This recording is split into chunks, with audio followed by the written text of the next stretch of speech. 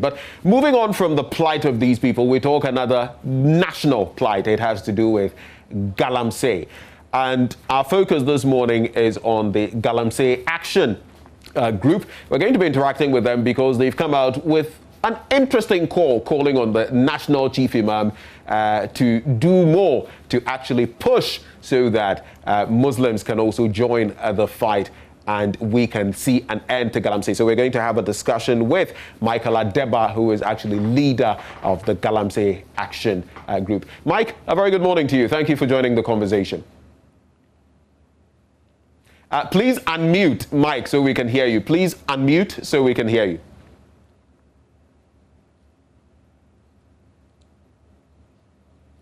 Okay, so we're going to try to sort it out with Mike so we can actually get into that. But this has come to the fore. We are talking about Galamsey matters. We've heard myriad government officials speak in recent times, from the defense minister to the interior minister to the information minister to Otumfuo, or say to the second. All of us have been talking about this menace that is actually engulfing our country, polluting our water bodies from the Pra to the Ankobra. And you saw some footage of the Pra this morning that we showed you, the devastation. And what you can see now is some of those excavators that have been set ablaze. Some have questioned this move, some saying that we could put the excavators to better use. But so far, this is the position of government, that indeed we shall set the excavators ablaze. No questions about it. We're going to do this to safeguard our water bodies. Is it too little, too late to do this? Are we putting in place the right mechanisms? Are we doing the right things? Well, we delve into all the action with this group that is calling for more when it comes to the fight against Galamsey. Now, they have made a number of calls, and this one the latest among them. And there are a number of things that they are calling on the national chief imam to actually bring to bear. They are also demanding that stakeholders stop Galamsey and all irresponsible mining practices on all land with immediate effect. And they're calling on the chief imam to actually announce to brother and sister Muslims to mitigate this matter, to help bring an end to the Galamsey menace. They are calling on the Minister for Lands and Natural Resources, actually for the Chief Imam, to support the initiative of the Minister for Lands and Natural Resources to halt all licensing for the prospecting of gold, bauxite, or any other minerals in our forest reserves within 10 kilometers of all water bodies in Ghana. We've heard the Lands and Natural Resources Minister, Samuel Abu-Jinapor, say in recent times that he has not issued any licenses since taking or assuming office.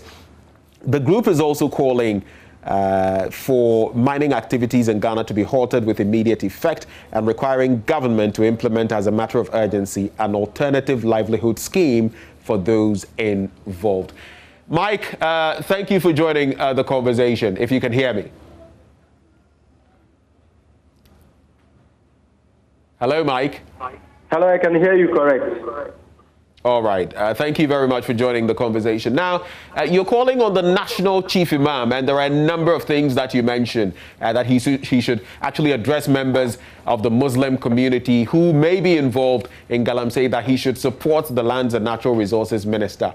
Why target the national chief imam for this? What's the rationale behind it? Thank you again, and then good morning to your listeners and then your viewers.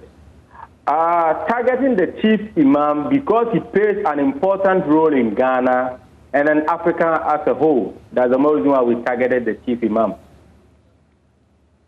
So that's generally it. But there are many others that you could have targeted in this space. No, we've petitioned the Christian Council, the Pentecostal and Charismatic Council, the Catholic and Bishop Conferences Secretariat, to petition all of them.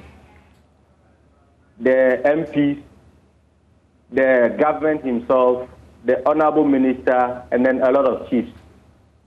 Okay, what specific help do you feel the chief imam can offer as far as the Minister for Lands and Natural Resources is concerned. You've asked that in your latest statement that he liaise with the Minister for Lands and Natural Resources. What specific help do you have in mind?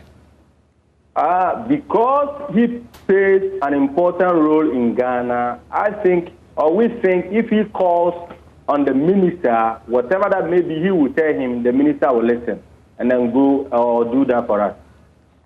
Okay, so another bit that I noticed from your statement, you are calling for, alternative sources of income for those involved in Galamsey who may lose their jobs. We know that there are up to about 4 million people who, from the nerve of Galamsey, get their livelihoods across the country. So not just those involved, but by extension, their families and all of that. How do you propose? I'm sure you have some idea. How do you propose that these people involved in Galamsey will be reintegrated and given different jobs? What is your thinking? Do share.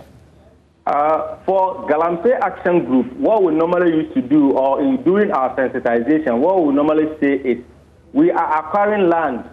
Assuming I'm taking you away from where you are now, the Joy FM, and then take you to a different place, I have to make sure you get a source of living there.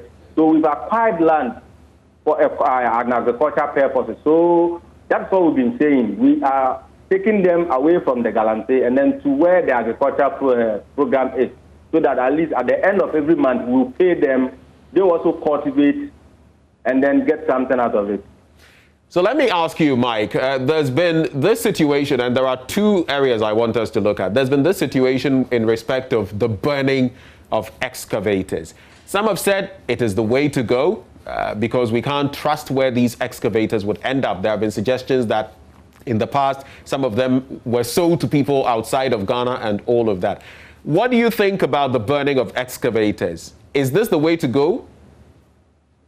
For us, Galamsey Action Group, it is maybe that is what the government has decided, and we cannot come and then tell the government that you should do this or you should do this.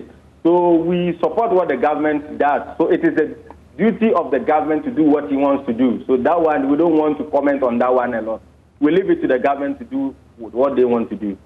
But this Galamsey menace is an all-involving one, and as we share ideas, in fact, government has shown that, even in the sort of response that we are seeing now, that it wants to actually engage citizens. In fact, that is why we had that consultative dialogue, and now we are having the regional ones as well. But I just want to quote this. From your statement, you say, require the government of Ghana to show fair and transparent prosecution of all those caught breaking the law on responsible mining to give citizens confidence in the impartiality of the process. You want the Chief Imam to assist, the relevant bodies to do that. In terms of that fairness and transparency that you speak of, that is why I brought up the bit about the excavators. How do you feel we should be dealing with these people who supposedly are involved to ensure fairness and transparency, so people who are maybe legitimate don't get unfairly treated? What is your take? So what we want to do is, if you are treating A this way, you should treat B the same way. If Michael is caught and sent to court for him to be jailed, then if you get B, you should also be sent to court for him to be jailed. So if you are burning an excavator of Michael, if it gets to, let's say, you, they have to do the same thing to you. We don't want a situation whereby you do that to Michael and then you leave not this man. That is what we are appealing to the chief imam, that we should inform, or we should let the honorable minister know that there should be fairness in the hearing of everything that they will do. Now, we have also known that some politicians themselves have been accused of being involved in Galamsey in the past.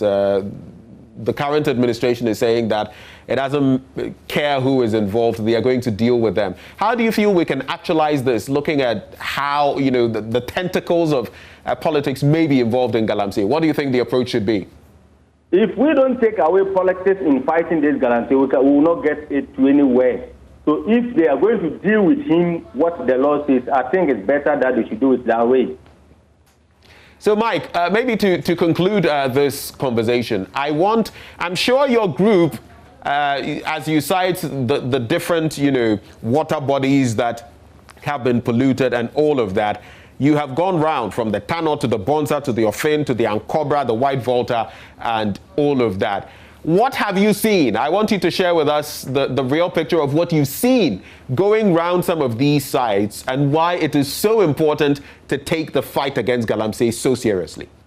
It is heartwarming, especially if you go to Ancobra.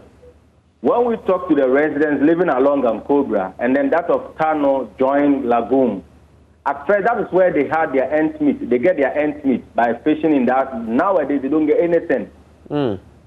And even if you see the water yourself, matter, very, very bad. Very, very, very bad. And I was glad 3 days, is it 3 days or yesterday, I saw the minister himself in an aircraft viewing those places. I was very, very glad seeing him on that and commenting that it is very, very, very sad.